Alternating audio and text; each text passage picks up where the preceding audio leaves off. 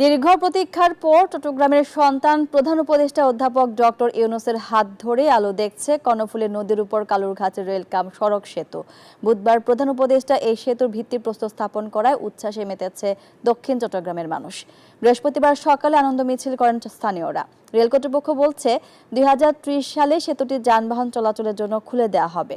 রতন দাসের ছবিতে চট্টগ্রাম থেকে নয়ন বোরাজয়ের রিপোর্টে বিস্তারিত। সেতু পাওয়ার খুশিতে আনন্দ মিছিল করেছেন স্থানীয়রা।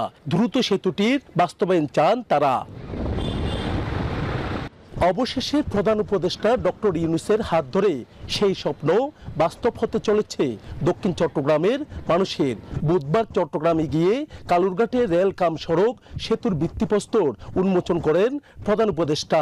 আশার আলো জেগেছে নদীর দুই পারের মানুষের। দক্ষিণ কোরিয়া ও বাংলাদেশ সরকারের অর্থায়নে এই সেতু নির্মাণ করা হচ্ছে বলে জানিয়েছে রেল কর্তৃপক্ষ। 2026 সালে সেতু নির্মাণ কাজ শুরু হবে, শেষ হবে 2030 সালে।